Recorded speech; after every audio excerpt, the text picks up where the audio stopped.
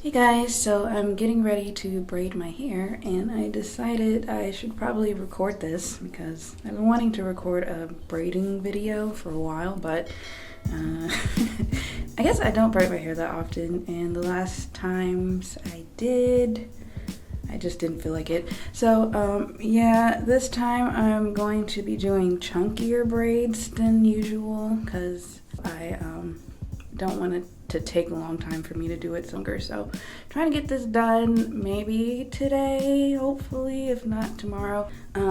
Yeah, I washed and blow dried it so it's nice and stretched and it'll be easy to part and all that. The things I bought to braid my hair with, well, the one thing I bought this QP Elastase QP styling glaze because I remember that from when I used to get my hair braided when I was younger. And then I'm just going to be using this. It's in a Eco Styler bottle, but it's some shea butter mixture I made. So I'm gonna put that on first and then use the glaze.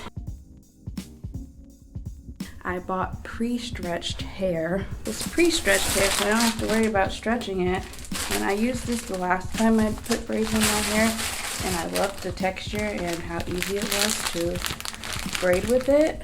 So it's this brand. You can see it, but it's really long. It's 3 times the length or something. Yeah, but yeah, so it says it's 54 inches long. So I just finished parting my hair into sections. So I just did these sections so that I was mostly focusing on not making sure there's not a part down the middle of my head. So that's why I did this in the back. You could see that. I don't know what you can see actually. There we go. That's why I did this in the back. And then I just have this middle part here in the front. Yeah, I'm gonna start with the back first because I've learned my lesson with doing the front first, because usually by the time you've finished, it takes you a couple of days to braid them. The front ends up not looking so fresh anymore. So here I was essentially saying that I like to part my hair so that the sections are staggered, so that each individual braid is not directly in line with the other one.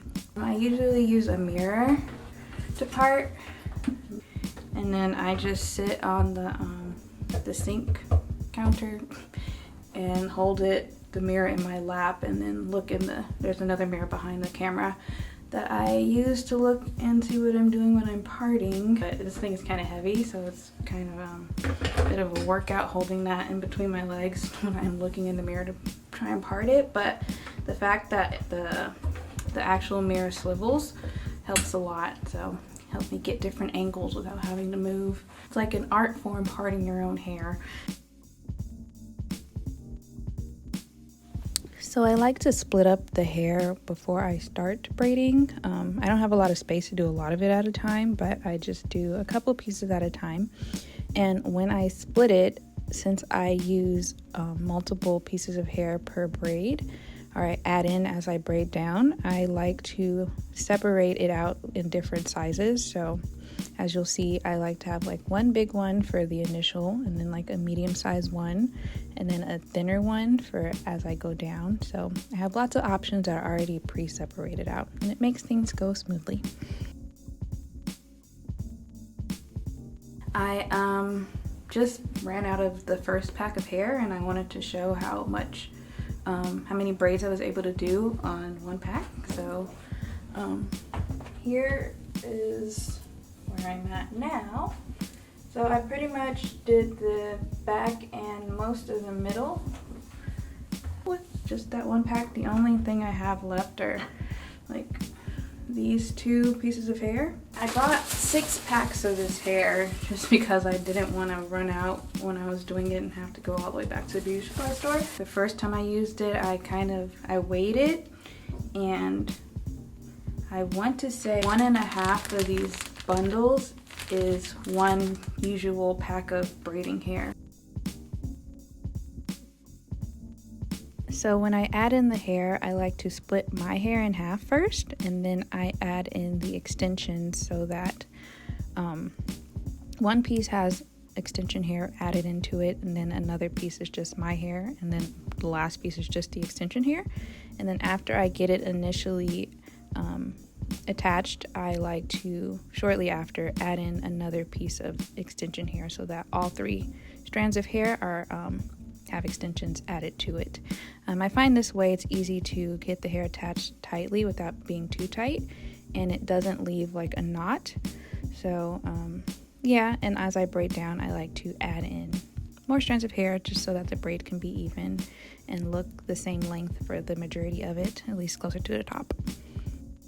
So I'll have a easier time showing how I add in the hair once I get to the front, so stick around for that. I was just showing here how I braid the back of my hair because I know I get questions. I've gotten questions about that when I tell people I braid my own hair. But I find that with doing the back, it's really just a matter of feeling your way through the process, and yeah, it's very easy, not difficult at all.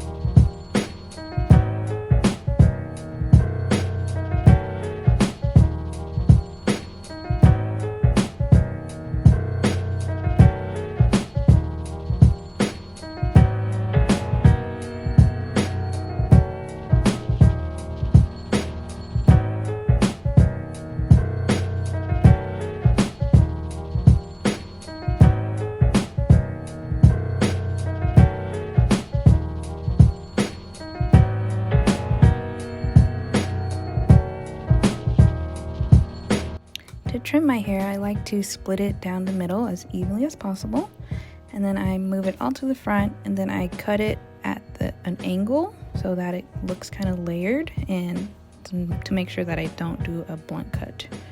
And usually it turns out great every time, or good enough for the most part. So to dip my hair, I just boil some water in a pot on the stove, and sometimes I like to add oil in it. I don't think I added oil in it this time, but I just try to focus on dipping the ends that are loose and not the portion of the braid that has my hair in it, since I don't want it to end up getting frizzy if it gets wet.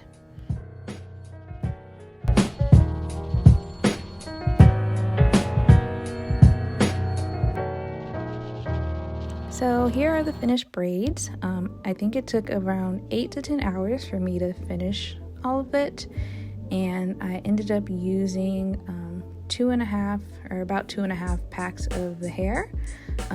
These are probably the longest braids I've ever done, I think, but yeah, I kept them in for maybe like 2 months or so, but yeah, I hope you guys give this a try, and I hope it was helpful. I tried to cover as many common questions I usually get as possible, so if you have any more questions, leave them down below, and I'll gladly answer them. But thank you so much for watching, and I will talk to you guys in the next video.